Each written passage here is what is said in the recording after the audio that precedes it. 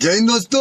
आज मैं जा रहा हूँ होमगार्ड का पेपर देने। मेरा सेंटर लखनऊ में गया। सारी तैयारियां हो गई थी, बस पैसे लेने बाकी थे। पैसे लेने के बाद मैं बस ऑटो की तरफ चल बसा। ऑटो पकड़ने के बाद मैं चल दिया सुल्तानपुर की ओर, जहाँ से मुझे 9:30 बजे की ट्रेन मिलेगी। और उसके पहले मैं जा रहा हूँ अपने दोस्त के पास, जो कि यहीं सुल्तानपुर में रह के पढ़ाई करता है। और दोस्तों से मिलकर बहुत खुशी हुई, क्योंकि ये मेरे बचपन के दोस्त है। जब मैं 2 क्लास में पढ़ता था तब से हमारी मुलाकात होने के बाद बस हम चल दिए रूम की तरफ, जहाँ इन्होंने गर्मा गर्म खाना बना के रखा था मेरे खाना खाने के बाद हम निकल लिए स्टेशन की तरफ, जहाँ से मुझे ट्रेन मिलेगी। फाइनली आधे घंटे वेट करने के बाद हमारी ट्रेन आ गई, जो कि हमको लखनऊ लेके जाएगी। ट्रेन तो मिल गई, लेकिन सीट जनरल डिब्बे में मिल गई, इसलिए मुझे बाथरूम के गेट पर खड़े होकर जाना पड़ा। खड़े खड़े नींद आ गई थी, तो इसलिए थोड़ा सा मुंह धो लिया। मुंह धोकर बाहर निकला तो मैं लखनऊ आ चुका था। अब मुझे सारी रात यही स्टेशन पर गुजारना है, क्योंकि मेरा एग्जाम कल सुबह है। अब मैं उस जगह की तलाश कर रहा हूँ जहाँ पर मुझे सोना है। जगह तलाश करने के बाद अपने घर से लाए हुए पन्नी को बिछाकर मैं लेट गया। ट्रेन की आवाज इतनी ज्यादा थी कि नींद आ ही नहीं रही थी, फिर भी कैसे कैसे सोया। थोड़ी सी आंख लगी ही थी कि मुझे भूख लग गई। बस मैं निकल पड़ा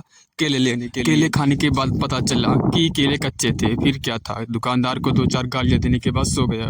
सुबह उठा तो मौसम गार्डन गार्डन हो रहा था। अब वो पल आ गया है जब हमें स्टेशन से बाहर जाना है। स्टेशन से बाहर आने के बाद पेट पूजा का जुगाड़ कर रहा था, उतने में ये मुझे सब्जी पूड़ी का दुकान दिख गया। एक प्लेट 50 रुपए का दिया, लेकिन खाने में बिल्कुल भी स्वाद नहीं था। फिर भी खाना पड़ा, क्योंकि पैसे दिए थे ना। उसके बाद मेट्रो के अंदर आ गया, भैया अपना टिकट लेने। टिकट लेके मैं आ गया प्लेटफॉर्म नंबर 1 पर, जहाँ से मुझे बादशाह नगर के लिए जाना है। लखनऊ मेट्रो को देखने के बाद मुझे मुंबई लोकल की याद आ गई, जहाँ पर रोज धक्के खाना आम बात है। जैसे ही प्लेटफॉर्म पे आया, वैसे ही मेरी मेट्रो ट्रेन आ गई, जो मुझे बादशाह नगर के लिए लेके जाएगी। मेट्रो में बैठने के बाद गर्मी का एहसास तो थोड़ा दूर, और लखनऊ का नजारा इतना सुंदर था कि पता ही नहीं चला कब मैं अपने स्टेशन पर पहुंच गया। स्टेशन के बाहर पहुंचकर देखा तो कोई भी ई रिक्शा नहीं था। फिर मुझे 1.5 किलोमीटर पैदल चलकर जाना पड़ा। रास्ते में चलते चलते और एक भावी होमगार्ड मिल गए, जो कि वहीं पर जा रहे थे जहाँ पर मेरा सेंटर था। सेंटर पर जैसे ही पहुंचा, वैसे ही एंट्री चालू हो चुकी थी, और ये पुलिस वाले अंकल सबको लाइन लगवाकर एंट्री ले रहे। एग्जाम देने के बाद बाहर निकला तो गर्मी से बेहाल,